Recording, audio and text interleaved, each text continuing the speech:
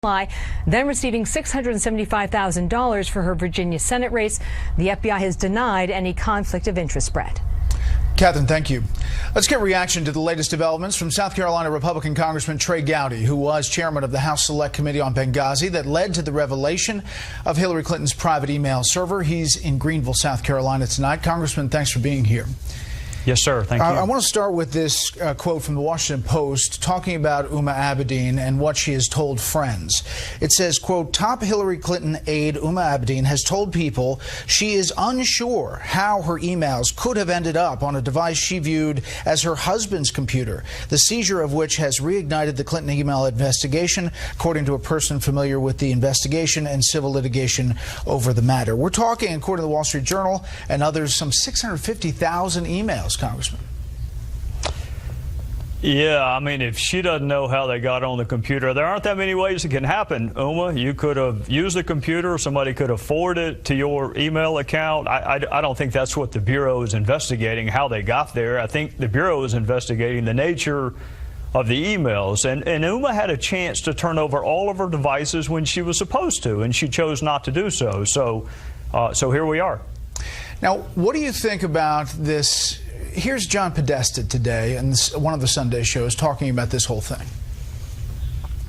It was long on innuendo, short on facts. So we're calling on Mr. Comey to come forward and explain what's at issue here. No, so far there's no charge of wrongdoing. There's no charge even that Hillary and the reporting that backs it up coming from anonymous law enforcement sources. Congressman?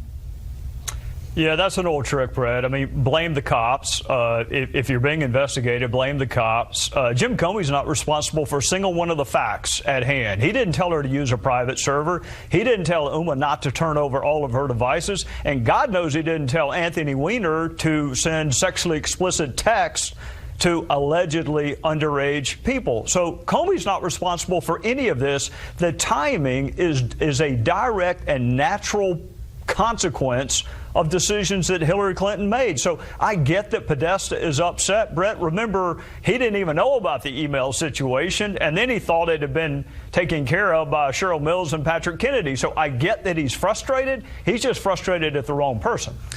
Now, do you believe that Comey, would have gone forward with this having no inkling of what's inside that computer?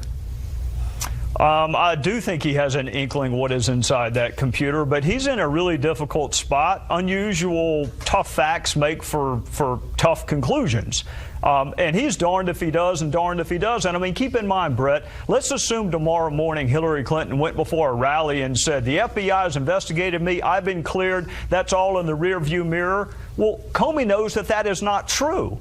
So if his obligation is to the public, why would he not let us know? Investigations are never over unless there's a verdict or statute of limitations expires. So if he had not told us that they had reopened the investigation, then he may be in trouble with Congress, but he certainly would be in trouble with the public. They have a right to know, just like they have a right to know if I get stopped for speeding on the way home tonight, which may happen with the Dallas game coming on, or if another member of Congress is charged in the next week. This notion that an election tolls the criminal justice system is laughable. I've never heard that before. Tonight we're hearing that some former prosecutors may put out a letter about Jim Comey's actions, and here is Harry Reid's letter tonight to Jim Comey. Your actions in recent months have demonstrated a disturbing double standard for the treatment of sensitive information and what appears to be a clear intent to aid one political party over the other. I'm writing to inform you that my office has determined that these actions may violate the Hatch Act, which bars FBI officials from using their official authority to influence an election. Through your partisan actions, this is Harry Reid, you may have broken the law. The double standard established by your actions is clear. Your reaction, Congressman? Thank God he's leaving is my initial reaction. My second reaction is I did not know Mormons use drugs, and anyone who is capable of sending out that press release has to be under the influence of something. The person responsible for this fact pattern is Secretary Clinton. Jim Comey did not tell her to use a private server. He did not say, mislead the public about whether or not you turned over all your work emails. He certainly didn't say, hey, Secretary Clinton, why don't you say you neither sent nor received classified information? So, look, Senator Reid is a political hack. Jim Comey is a law enforcement officer. He's not a Republican or a Democrat. I've had my differences with him in the past, but he's not a political hack like Senator Reid is. What do you think happens here? I think that the FBI is going to run this out just like they would, I hope, if it were Hillary Smith or Hillary Jones, and they're not going to be on a compressed time schedule, Brett. I get that there's an election coming up in a week, but there's a republic that I would like to see last a little longer than that, and we have to have confidence in the FBI and the Department of Justice. Keep in mind, Brett, it was not Jim Comey who met on the tarmac with the spouse of the target of the investigation, and it was President Obama who prejudged the outcome of this investigation while the investigation was ongoing. So if Harry Reid wants to write a letter to somebody, tell him to write Loretta Lynch and President Obama. Is there anything preventing Hillary Clinton from reaching out to Huma Abedin and saying, you know what, just put out all these emails? Oh, no, nothing in the world, nothing to have prevented her last week from returning them to the State Department. She is welcome tomorrow morning to have a press conference with Huma Abedin, and they can invite Anthony Weiner, too, if they want to, and say, this is what is in all of those emails that are on our computer that we failed to turn over to the State Department and the FBI when we were supposed to. Nothing's stopping her from doing that. Congressman Gowdy, as always, thank you. Yes, sir, Brett, thank you. Enjoy the game.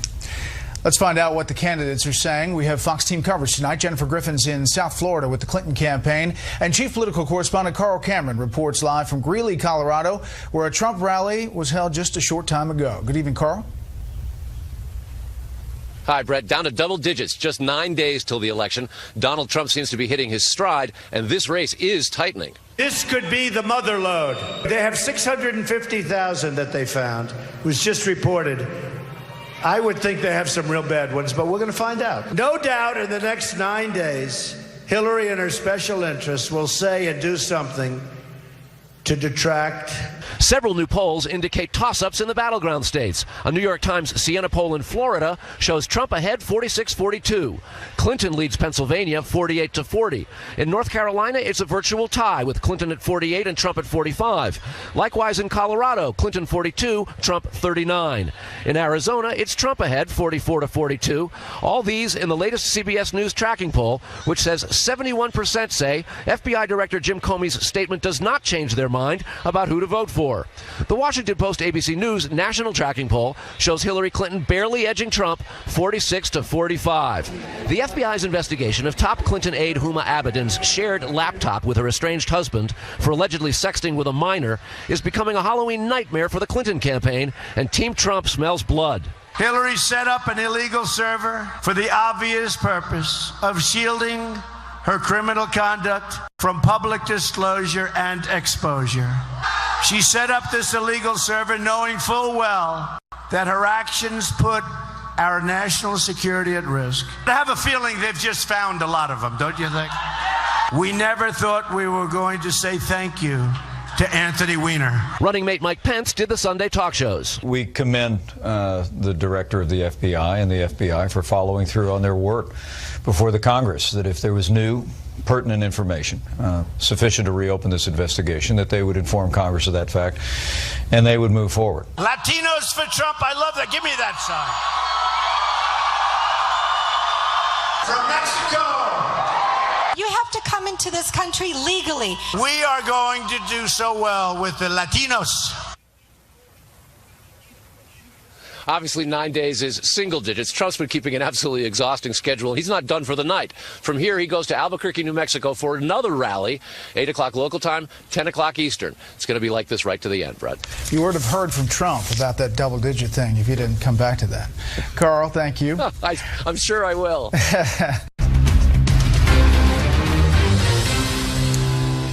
We continue our look at some of the top races in Congress tonight. A very powerful man on the House side is facing a much tougher than usual re-election path.